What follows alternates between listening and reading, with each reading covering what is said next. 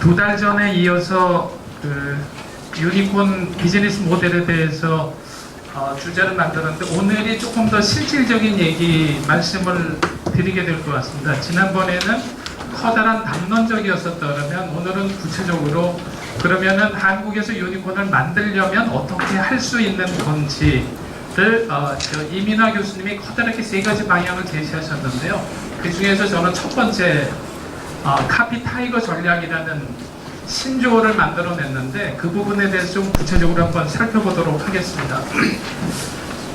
지금 글로벌 금융위기 터지고 10년이 지나고 난 지금 현재 시가총액 5월달로 보면 온통 파란 색깔로 되어 있는데요. 이 파란 색깔 기업들이 다 ICT 기업들, 이 중에서도 독특한 거가 아마존, 애플은 빼고 아마존, 구글, 페이스북, 텐센트, 알리바바 이런 기업들이 오토 기업 형태의 플랫폼을 가지고 있다는 특징이 있고요. 또 다른 특징은 여기 보시면 오늘의 주제인 카피캣 전략으로 전 세계 시가총액 10위에 들어간 기업이 있습니다. 보시는 대로 텐센트하고 알리바바는 아마존이나 이베이의 카피캣이었었고요. 텐센트는 뭐 우리나라 기업들도 카피를 했고 여러 군데 카피캣을 했던 이런 것들을 볼 수가 있는데, 지금 보시는 대로 세계 시가총액이 한 1000조 가까운데 우리나라 1등하고 있는 삼성전자는 뭐 200, 50조 정도 수준에 머물러 있는 이런 현상을 볼 수가 있고요.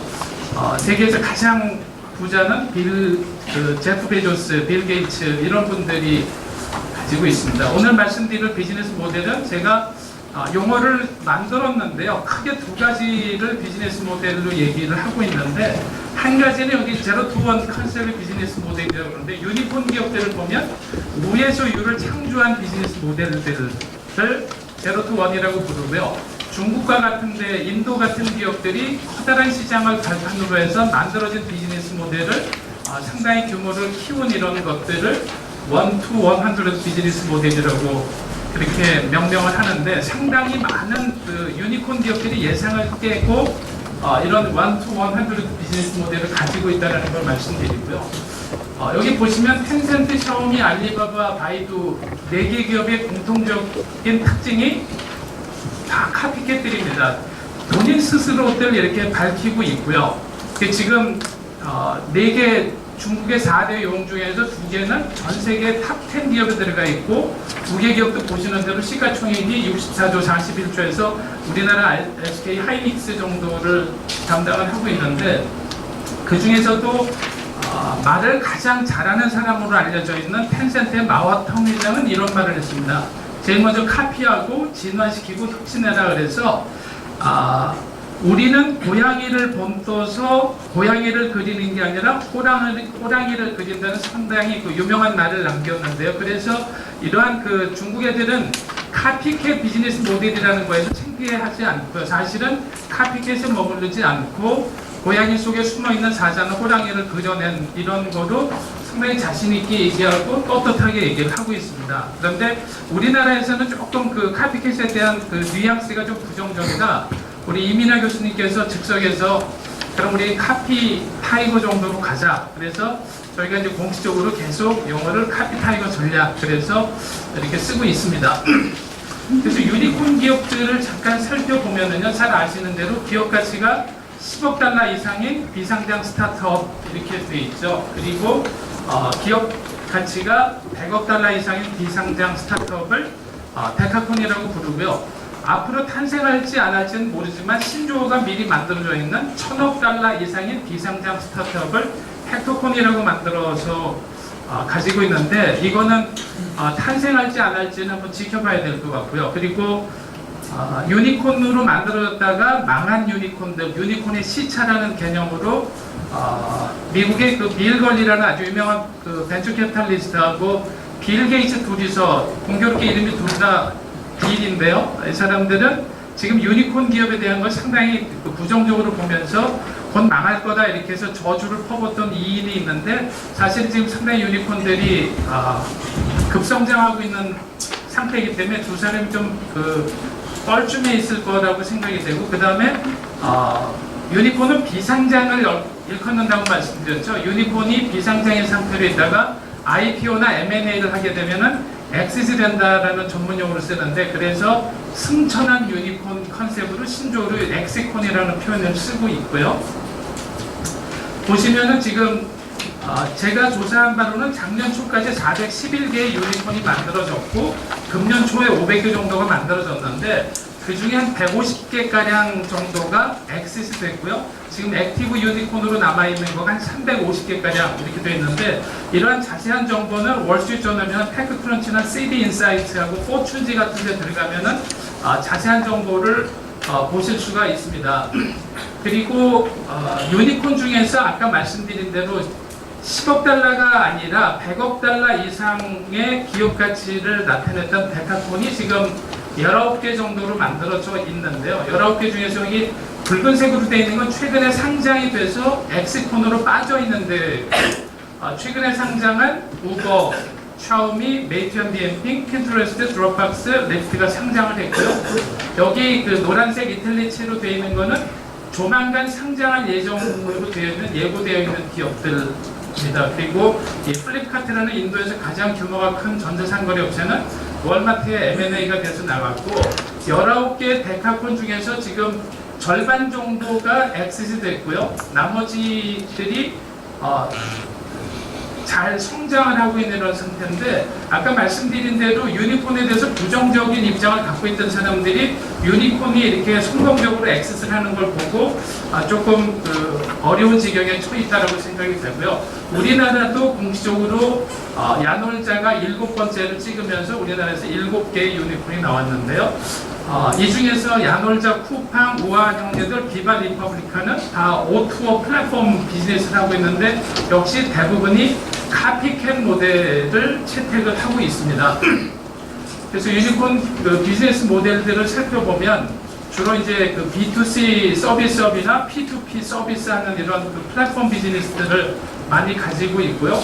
국가적으로는 뭐 미국이 압도적으로 전 세계 유니콘의 한 절반 정도를 차지하고 있는데, 중국의 그 따라잡는 속도가 상당히 매우 무서워서 지금 그 말로는 그렇게 얘기하고 있죠. 일주일에 2개씩 중국에서는 유니콘이 나온다 해서 국가 정책으로 상당히 유니콘에 대해서 관심이 많고 육성을 많이 하고 있고요. 유니콘이 되는 데까지 걸리는 시간이 창업 후 6년 정도 된다고 이렇게 발표가 됐었는데, 최근 데이터로 돌려보니까 4년 한 10개월 정도의 평균 유니콘이 하나씩 유니콘이 탄생하는 것으로 조사가 됐습니다. 그래서 이 그 유니콘 기업들의 비즈니스 모델이 아까 O2O 기업들이 많다고 말씀드렸는데요. 이 근간에 깔려 있는 거는 인간 조중에 관련된 이 컨시어지라는 거가 바탕에 좀 깔려 있다는 생각이 들고요. 조금 전에 말씀드린 대로 O2O 기업들이 상당히 많은 그 포션을 차지하고 있는데, 유니콘 기업에 대해서 과거에 1차 닷컴 버블하고 비교하시는 분들이 꽤 많이 있는데, 1차 닷컴 버블하고 유니콘의 버블하고를 연결시키는 분들이 많이 있지만, 아까 말씀드린 대로 실질적으로 유니콘은 급성장을 하고 있는데 유니콥스는 거의 나오지 않는 상태로 되는데, 그 차이점이 뭐냐면, 과거의 닷컴 버블 때 1999년도에 세계적으로 있었던 닷컴 버블 때는 비즈니스 모델을 가지고 있었던 게 아니라 비즈니스 아이디어를 가지고 창업이라든가 실제 기업의 경험이 거의 없던 젊은 친구들이 아이디어적인 차원에서 했었던 거라면, 지금은 창업이나 관련 산업군에서 10년 이상 경험을 쌓은 경험자들이 대부분이고요. 그리고 글로벌 드림팀을 짜서 보통 한 4명 정도가 같은 팀을 만들어서 네트워크와 전문 지식을 풍부하게 갖고 있는 상태로, 우리나라 나이로 보면 한 34살 정도 돼서 창업을 해서 유니콘으로 만드는 걸 볼 수가 있습니다. 자, 얼마 전에 그 우버가 여러 가지 말들이 많았는데, 우버가 최근 3년도에 상장하기 직전에, 얼마 전에 상장을 했지만 예상 기대치보다 좀 낮았지만 3년 동안 누적 적자가 12조 원입니다. 이게 우리나라에서 보면 회사도 아니다 이렇게 할 건데, 상당한 그 기업 가치로 지금 뭐 우리나라 돈으로 80조 원 정도 되는 기업 가치를, 조금 전에 제가 강의 시작하기 전에 찾아보니까 IPO 할 때랑 그 기업 가치가 비슷한데 80조 정도를 나타내고 있고요. 그리고 이 우버의 짝퉁 기업, 소위 얘기하는 카피캣 기업인 리프트가 우버보다 먼저 상장을 했는데 이들도 한 25조 원에 상장을 해서 이들 기업은 우버가 상장하고 나서 기업 가치는 좀 많이 떨어져 있는 상태입니다. 제가 말씀드리고자 하는 거는 12조 원의 적자를 가지고 있는 이런 오토 플랫폼 기업이 80조 정도에 상장을 했다라는 거하고 이거를 카피를 해서 그것도 도시도 우버의 본사도 미국의 샌프란시스코에 있고요. 리프트도 샌프란시스코에서 그대로 카피한 모델인데 이들 기업도 비즈니스를 카피해서 만든 지 5년 만에 상장을 해서 수십조의 기업 가치를 갖고 있다라는 그리고 핀터레스트라는 회사도 백화권인데 상장을 했는데 주가가 꽤 많이 올랐고요. 그 다음에 줌이라는 화상회의 소프트웨어 회사도 상장을 하면서 20조 원에 가까운 이런 그래서 지금 유니콘들이 미국의 주식시장에서 상당히 좋은 성과로 IPO의 러쉬를 이루고 있다는 걸 말씀드릴 수가 있고요. 슬랙이라는 기업용 협업 툴 메신저를 쓰고 있는 데가 한 20조 원 정도로 상장 신청서를 내서 곧 거래가 될 거라고 예상이 되고요. 그래서 주요 이런 유니콘 기업들이 상장하고 난 다음에 주가 상승률이 생각보다 일반 기업들에 비해서 상당히 높게 나타나고 있고요. 아까 말씀드린 대로 그렇지만 이들 기업의 재무제표를 보면은 형편없는 거를 나타내고 있습니다. 우버도 12조 원 적자를 냈고요. 리프트도 9조 매출액에 1조의 적자를 내는 사실 형편없어 보이지만 이들 기업들은 아마존 학습 효과라는 지난번에도 제가 강조를 많이 했는데요. 미국에서 나스닥 기업의 상장 기업의 80% 이상은 적자인 상태로 들어갑니다. 이거를 우리나라 정부에서 상당히 좀 주의 깊게 봐야 될 것 같은데요. 투자자들도 그렇고 이런 미래의 가치가 있어 보이는 기업들은 성장을 위해서 의도된 적자를 미래를 위해서 현재는 베팅한다는 컨셉을 가지고 있는데 지금 전 세계 1, 2등을 다투는 아마존도 상장할 때도 적자였었고 거의 20년 가까이 적자를 계속 기록하는 상태로 가져오다가 최근 들어서 재무제표 상으로 보면은 아주 좋은 기업으로 올라서 있고 그래서 아마존의 매출이나 순이익 추이는 보시는 대로 아주 드라마틱하게 성장하고 있다는 걸 말씀드릴 수가 있고요. 중국의 짝퉁 기업인 알리바바도 작년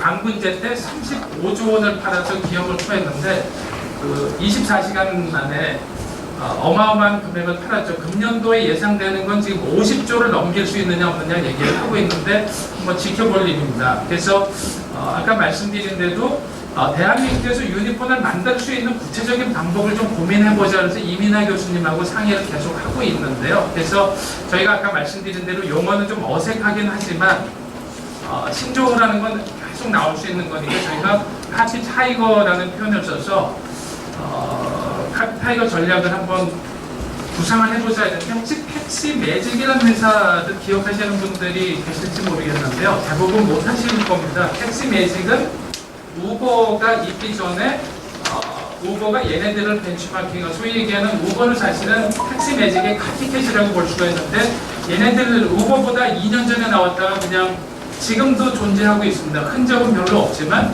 택시 매직이라는 회사의 카피캣은 우버가 세계를 석권하고 있고요. 이 카우치 서핑이라는 회사는 에어비앤비가 나오기 전에 에어비앤비가 이쪽에 카피캣이라고 알려져 있습니다. 그래서 우리는 제로 투 원 컨셉의 비즈니스 모델이라고 부르는 것도 그들도 그 전에 있었던 비즈니스 모델들을 카피해서 잘 진화시켜서 혁신한 이런 모델로 자리를 잡고 있다 이렇게 말씀드릴 수가 있고요. 가장 대표적으로 얘기하는 게 유니콘 기업의 대표 선수인 우버가 중국에서 만들어진 짝퉁 기업 카피캣으로 만들어진 DB 출신이라는 회사 이 회사는 아까 말씀드린 대로 지금 상장해서 시가총액이 80조 정도가 되고 있고요. 여기는 내년 정도에 상장을 한다고 예고가 되어 있는데 지금 기업 가치로 65조 원. 그래서 원래 제로 투 원 컨셉의 비즈니스 모델이나 카피캣 모델들이 기업 가치가 거의 차이가 없을 정도로 잘 육성이 되고 있다는 걸 좀 볼 수가 있고요. 우리나라에는 이 헬로프리시라는 식자재를 집으로 배달해주는 이 비즈니스 모델의 밀키트 서비스라고 부르는데 우리나라에 카피캣들이 꽤 많습니다. 우리나라에 만들어진 카피캣들은 약간 변형된 형태로 만들어진 마켓 컬리가 제대로 서바이브하고 있고 다른 데들은 다 좀 별로 상태가 좋지 않은데요. 그래서 이렇게 헬로페이시라는 비즈니스 모델이 만들어져서 독일 시장에 상장을 했고요. 재밌는 거는 이 비즈니스 모델을 미국 애들이 갖고 가서 껍데기만 바꿔가지고 블루 에이프런이라는 모델을 만들어서 또 역시 미국 시장에다가 상장을 한 이런. 그래서 우리나라뿐만이 아니라 전 세계적으로 이 카피캣에 대한 그 사례를 많이 볼 수가 있습니다. 그리고 사람들뿐만이 아니라 강아지들을 산책시켜준다든가 소위 이거를 묶어서 강아지 에어비앤비라고 부르는데요. 사람들이 여행을 가게 되면은 강아지들도 어디 가야 되는데 지금까지는 돈 많은 사람들이 강아지 호텔에다가 맡겼는데 강아지 호텔은 일단 비싸기도 하지만 가장 큰 문제는 강아지 호텔에 가면 이렇게 케이지에다가 집어넣기 때문에 얘네들이 폐쇄공포증에 걸려서 약간 강아지 정신병 같은 게 걸린다고 해서 이렇게 오픈된 공간에다가 투자를 해서 보시면은 손정희의 그 비전 펀드도 투자했고, 그 웨그랩스라는 회사도 있고, 도그베케이도 있고, 러버라는 회사가 있는데 이게 전부 다 에어비앤비 카피캣입니다. 그래서 이 카피캣이 진화되는 걸 보면 사람이 에어비앤비를 쓰면은 강아지도 비슷한 컨셉에. 그래서 제가 MBA에서 애들 가르칠 때, 자 그러면 뭐가 카피캣으로 나왔을까? 고양이 나왔을까요? 미국에서 고양이 에어비앤비도 상당히 잘 뜨고 있습니다. 그래서 이런 식으로 사람한테 적용하는 거를 동물한테 적용한다든지 모델을 좀 바꿔서 이렇게 카피캣이 진화하기도 하고요. 지금 미국에서 가장 핫하다는 그 인스타카트라는 회사인데요. 여기는 쇼핑을 장을 대신 봐주는 회사입니다. 여기 이제 식품업계 우버 이렇게 돼 있는데 뭐뭐의 우버라는 얘기를 많이 쓰는데 저거를 월스트리트저널에서 신조어를 만들어냈는데요. 세상의 모든 비즈니스 모델은 우버화 된다 해서 우버라이제이션이라는 표현을 쓰고 있는데 이거는 인스타카트라는 회사는 지금 보시는 대로 3년 만에 우리나라 돈으로 기업 가치가 5조에 육박하는 회사입니다. 장을 대신 봐주는데 여기는 이제 우버에서 비즈니스 모델을 차용해온 카피캣이라고 볼 수가 있고요. 이 스마트폰으로 우버콜하듯이 도곡동에서 우유 하나하고 딸기하고 뭐뭐뭐뭐를 대신 사다가 장 봐줄 사람 이렇게 누르면 여기 앉아있다가 내가 퇴근하는 길에 내가 대신 사다 줄게 콜 받아서 하는 인스타카트라는 회사가 한편으로는 이 카피캣에 아주 바람직하게 혁신시킨 모델이기도 하고 이런 모델들은 국내에서도 좀 괜찮지 않을까 하는 생각으로 소개를 시켜드렸고요. 가장 오늘 소개드릴 그 모델 중에서 가장 의미가 있는 회사인데요.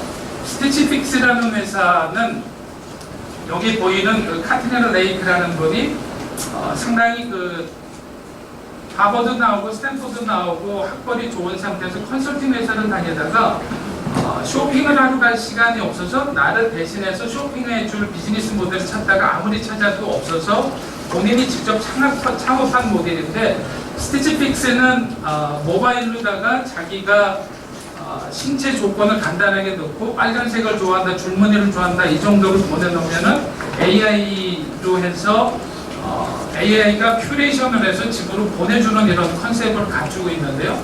이 스티치픽스의 비즈니스 모델은 뭐의 카피캣일까요?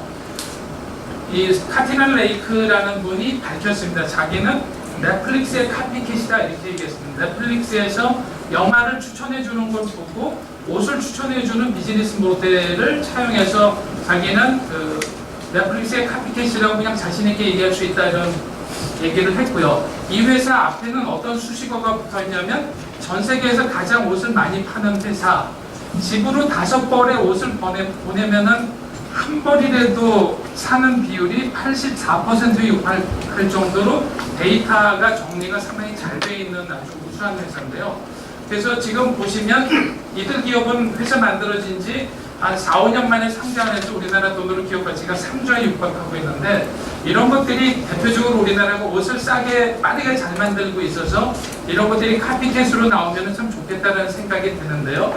그런데 이 스티치픽스라는 회사는 모든 데이터가 미국 사람 데이터밖에는 갖고 있지 않습니다. 그래서 이들 기업이 한국에다가 스티치픽스 코리아를 그냥 진출한다 그래도 그 데이터를 가지고 비즈니스를 할 수가 없기 때문에 우리나라의 의료에 관련된 신체 조건에 관련 데이터를 갖다가 집어넣고 하면은 상당히 좀 훌륭한 카피캣이 되지 않을까 생각이 드는데, 지금 동대문 상가연합회에서 옷을 만드는 데가 판로가 많이 없어서 이들 기업에다가 납품을 하려고 상당히 애를 쓰는데 스티치픽스에 납품 뚫기가 쉽지 않다고 그러는데, 이런 것들을 우리나라에서 직접 만들어서 생산 공장이나 여러 가지 그 스피드가 우리가 빨리 할 수가 있어서 이런 게 좋겠다는 생각도 좀 들었고요. 2018년도에 미국에서 가장 센세이션을 일으켰던 비즈니스 모델입니다. 가장 각광받는 비즈니스 모델이라고 했던 게 팹디펀이라는 건데, 이거는 뭐냐면 이 박스에다가 봄, 여름, 가을, 겨울 4계절에 한 번씩 서프라이즈 박스를 보내줍니다. 저희들 어렸을 때 있었던 동양제과의 그 종합 선물 세트 같은 식으로 5만 원을 내면은 집으로 신상으로 30만 원치를 보내주는데요. 이 비즈니스 모델이 상당히 성공을 했습니다.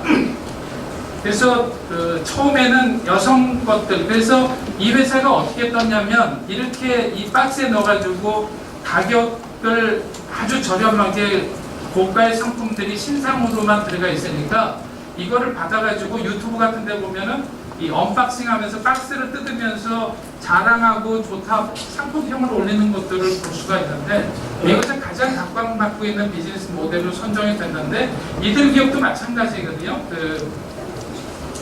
데이터를 가지고 있는 것은 미국 사람들이 좋아할 만한 데이터를 많이 모아서 가지고 있는데, 이건 한국에서도 이런 여성용 세트, 남성용 세트, 애들용, 시니어용 뭐 이런 식으로 다양하게 만들어낼 수가 있다라는 생각이 들어서, 이런 것들도 유니콘 기업인데 잘 연구하면 우리가 좋은 카피 타이거를 만들 수 있지 않을까라는 걸 소개를 드렸고요. 이 달러쉐이브 클럽이라는 회사가 상당히 전설적인 회사입니다. 500불을 가지고 여기 보시는 면도날을 집으로 딜리버리 해주는 이런 비즈니스 모델을 만들었는데, 그래서 2년 만에 유니레버에다가 500불짜리를 1조 원에 팔아먹었습니다. 그런데 이게 최근에 보니까 우리나라에서 카피캣이 생겼더라고요. 이 면도날 집으로 딜리버리 해주는 카피캣이 국내에 생겨나고 있고요. 이 어네스트 컴퍼니 같은 경우에 제시카 알바가 아기를 키우다가 기저귀를 정기 배송하는 식으로 서브스크립션 하는 게 좋겠다라는 비즈니스 모델을 만들어서 전 세계적으로 카피캣을 많이 만들어냈고, 국내에서는 쿠팡이 제휴를 해서 이 모델을 그대로 따라가지고 하고 있다가 최근엔 제휴가 깨졌다는 얘기도 들었는데요. 그래서 유니콘 비즈니스 모델 중에서 대부분 이 카피 타이거 전략을 쓸 수 있는 것들은 이렇게 큐레이션이 어답션 되어 있는 상태로 집에서 쉽게 받아볼 수 있는 서브스크립션 커머스 형태로 만들어진 것들이고요.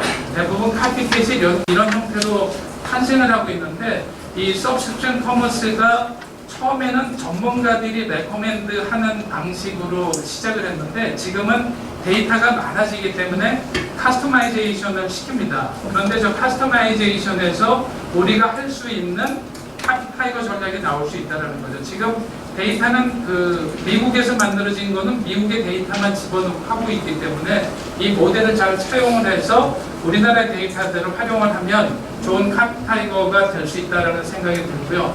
여기 얼마 전에 어저께인가요? 그저께 신문에 나온 기사인데요. 우리나라에서 서브스크립션 커머스가 대기업, 중소기업, 스타트업 가리지 않고 어마어마하게 많이 생겨나고 있다는 현상을 보여주고 있는, 미국 보시면은 전통주도 보내주고 수제 맥주도 보내고 와인도 보내고 과일도 보내고 마스크팩, 화장품, 꽃, 그림, 뭐 재밌는 이런 것들을 많이 보내고 있습니다. 뭐 패션 양말도 있고요. 그래서 조금 있다가 김혜선 책임연구원께서 좀 자세하게 말씀드릴 건데요. 그래서 저 이민아 교수님하고 뭘 상의를 했냐면, 유니콘을 만들기 위해서 유니콘 비즈니스 모델들을 좀 상세하게 분석을 해봐야 되겠다는, 지금까지 만들어진 유니콘 기업 한 500개 정도를 비즈니스 모델을 저희가 분석을 했어요.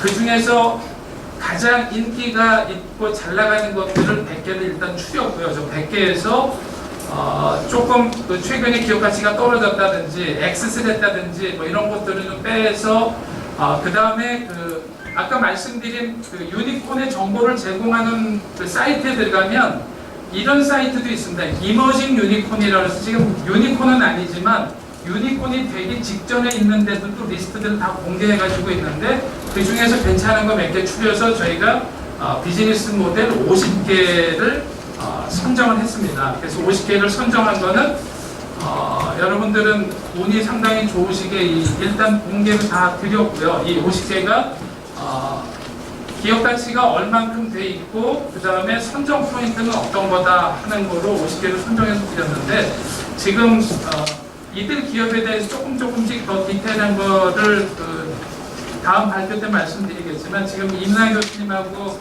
저희하고 같이 하는 거는 이 50개의 비즈니스 모델을 상세하게 분석을 해가지고요. 카비 타이거 전략을 갈 때 어떤 기술이 쓰여져 있고 어떤 국내 규제 요건에 해당이 되는지 그 다음에 이걸 하기 위해서 어떤 것들이 있는지를 상세하게 지금 준비를 하고 있습니다. 그래서 이 50개 리스트는 오늘 다 공개를 해드렸으니까 혹시 보시고 어드바이스를 해주시거나 뭐 같이 참여해서 비즈니스 모델을 다시 연구해 보실 의향이 있으신 분들은 연락을 주시면은 기꺼이 즐거운 마음으로 이렇게 하도록 하겠습니다. 생뚱맞게 오리를 그려놨는데요. 세상에 베스트 프랙티스는 없다고 그러죠. 그래서 트레이드 오프가 있습니다. 우리가 못하는 거는 다 포기하고 잘하는 거를 통해서 그래서 저런 얘기는 많이 합니다. 우리가 유니콘을 만들기 위해서 새로운 비즈니스 모델을 만들어서 시장을 키워서 세계적인 시장에 나가서 1조 원의 기업 가치를 받는다 넌센스라고 생각이 됩니다. 현실적인 부분에서 이 사장님이 만들어주신 이론의 갈라파고스의 탈 갈라파고스만 하더라도 유니콘 뭐 20, 30개는 너끈히 금방 나올 수 있을 거다 그런데 현행 법도 악법도 법이니까 법은 지켜나가면서 하더라도 할 수 있는 최선의 방법은 지금 이 카피 타이거 전략으로 하는 게 가장 좀 현실적으로 유니콘을 우리나라에서 만들 수 있는 방법이지 않을까 하는 것 때문에 제가 앞부분에 말씀드렸고요. 좀 더 상세하고 전문적인 내용은 뒤에 김혜선 팀님께서 이어서 말씀드리도록 하겠습니다. 감사합니다.